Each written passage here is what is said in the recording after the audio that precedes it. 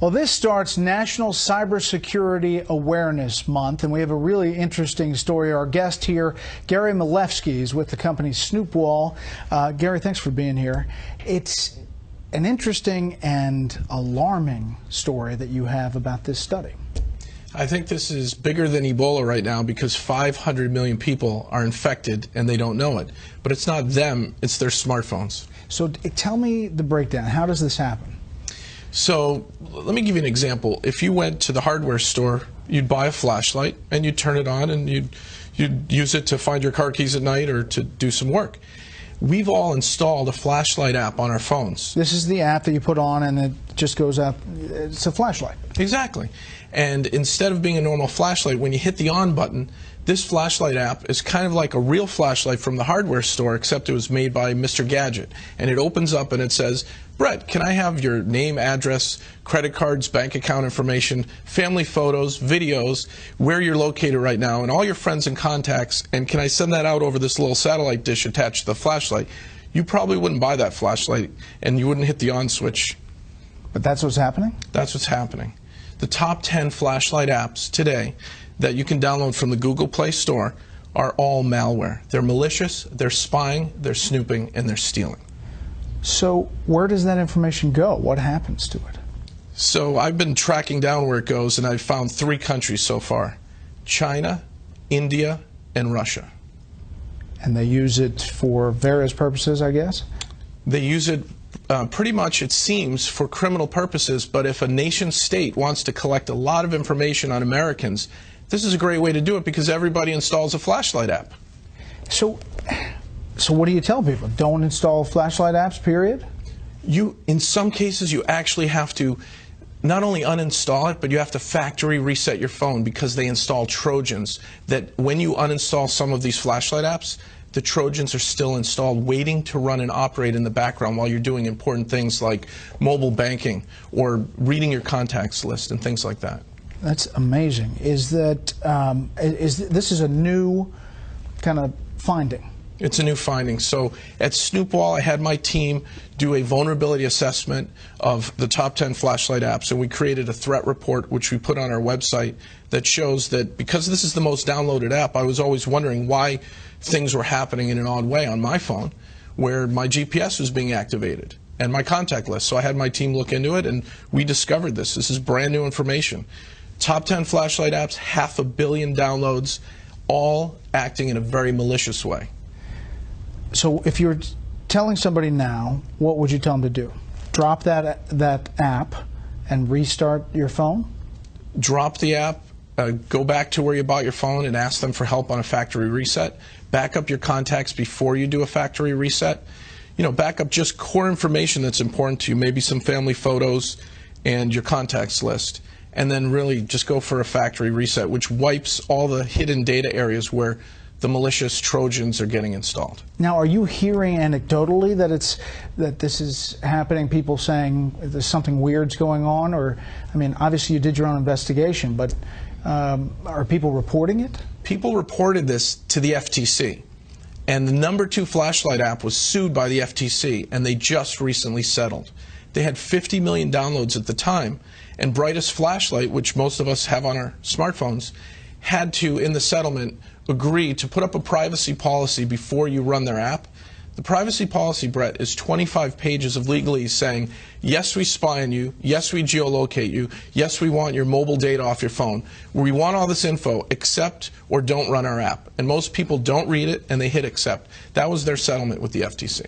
So you just scroll down, as many people do, and through all of the legalese, and people push accept. You don't even have to scroll. The buttons are right there on the front page of the new version of Brightest Flashlight app, and they're up to 100 million downloads now. How big a deal is cybersecurity now? We hear about it, we do stories about it, but how big a deal is this for our culture as we get more and more people with phones, smartphones, and using their computers?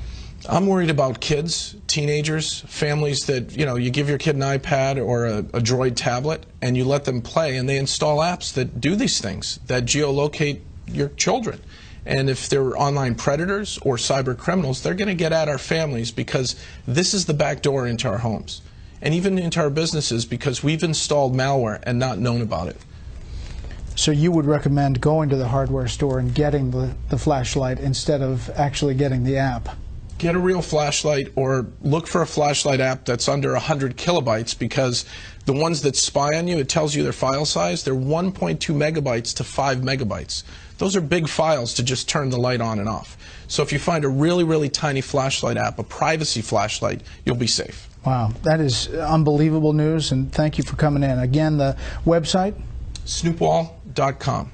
Okay. Gary, thanks a lot. Brett, thank you. My name is Daniel Bushell. Class action lawsuits filed against cell phone manufacturers. Coming up. Insurers refused public liability for cell phone use. The warning buried deep inside your mobile. And the next casualty catastrophe after tobacco and asbestos.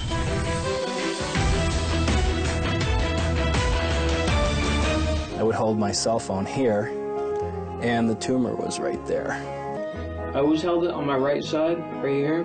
The industry should have put these warnings on, and they told us a long time ago.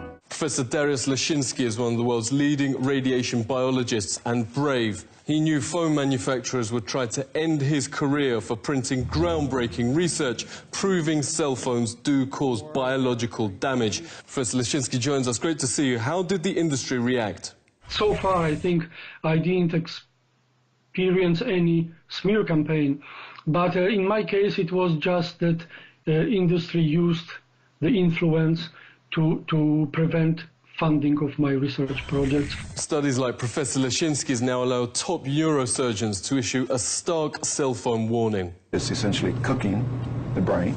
Ellie Marks' husband, Alan, suffered serious memory loss after years of using a mobile. At 2 a.m. one night, he had a massive seizure. Surgeons found a tumor the size of a golf ball right where he held the phone. Ellie, thank you so much for joining us. Why are you and so many others suing the industry? There's many, many, many others that are already deceased from this, that are dying from this, younger than my husband.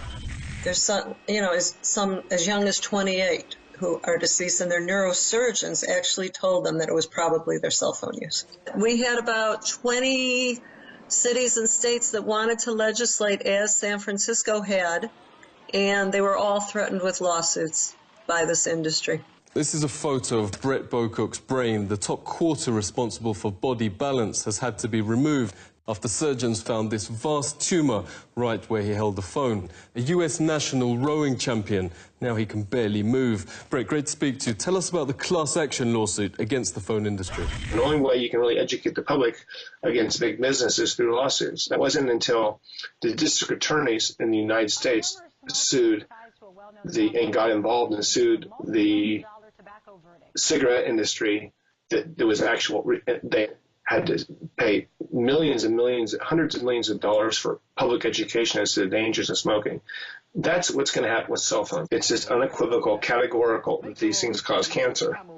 And it's also, they don't want you to know that. This is on the same trajectory as smoking, because if you look at smoking in the 60s, they had doctors coming on TV and on print saying, hey, smoke Marlboro or smoke this brand because it's good for your cough. And see how well Camels agree with your throat. A Winston, America's best-selling, best-tasting filter cigarette. More dangerous for children because their skulls are a lot thinner. At least you can't buy cigarettes unless you're 18, but you can go. A 5-year-old could go and buy a phone. Phone manufacturers' young children are targeted. There are now working cell phones even for babies.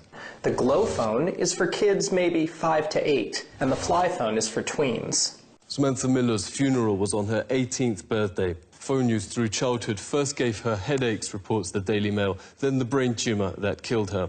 In the West, brain tumors have overtaken leukemia, notes Senator Lynn Allison, as the #1 child killer illness. But doctors warn that's the tip of the iceberg. Clinical studies find young men who keep phones in their pockets have much lower chances of producing offspring, while women often store them on their chest.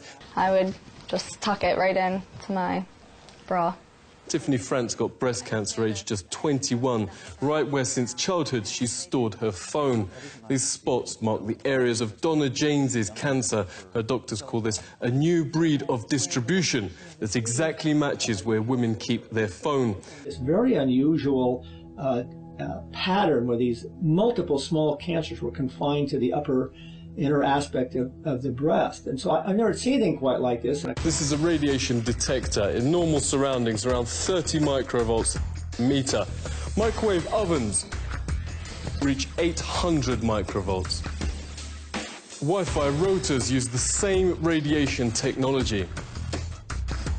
Loading a film on a tablet PC reaches 2,000. Some of the world's best-selling smartphones register over 1,000 times above normal levels. Insurers have in fact stopped covering cell phone manufacturers for public health. Insurance firms privately call cell phones the next public casualty catastrophe after asbestos and cigarettes. Phone manufacturers have now quietly inserted a legal disclaimer. On iPhones, you have to go to Settings, General, About. At the bottom, scroll down to Legal, and at the end, RF exposure, radio frequency exposure. Unlike most pages, the small print here can't be enlarged, but it reads, carry iPhone at least 10 millimeters away from your body. At the same time, the industry says all its studies show phones are perfectly safe. Radio waves from cellular phones are safe. Conflict of interest. Harvard ethics professor Lawrence Lessig calls industry-paid studies which consistently conclude phone radiation is harmless. Independent scientists, meanwhile, overwhelmingly find the most serious problems, from DNA damage, 3 times lower sperm counts, 290% more brain tumors, autism and birth defects. Former senior White House advisor and leading epidemiologist Dr. Devra Davis has testified to Senate on the subject. She joins us. Great to see you. How do you explain the completely opposite findings between industry and independent studies? Anytime there was independent research, what industry would do was 3 things. First, they would go attack the scientists who had done the studies. They would try to get them fired, they'd try to get their funding taken away, or they would fraud. Then when that didn't work, they hired other scientists who knew nothing about the field to do studies that looked like they were replicating the other studies, but they really weren't. And when all of those things failed, they wrote a memo in which they said, if the cellular industry done its job, we think war gamed the science. That's a quote. War-gamed the science. Now, science is not a matter of war, not a matter of games. We're deadly serious about our health and that of our children. Wargaming reveals this leaked Motorola email is industry-paid studies purely for reassuring the public. We have sufficiently wargamed the issue. A sting has exposed how easy it is to get phony studies in print. Posing as a serious scientist, John Bohannon sent in a paper full of schoolboy errors, offering payment for publication.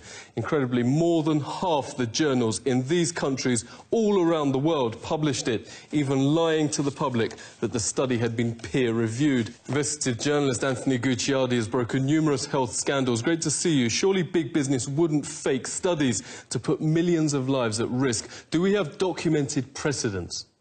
This is exactly like Eli Lilly, which in the 1980s knew that Prozac was leading to suicides and aggressive behavior, the exact opposite effect of what they wanted. They knew that in the 1980s after they conducted the research.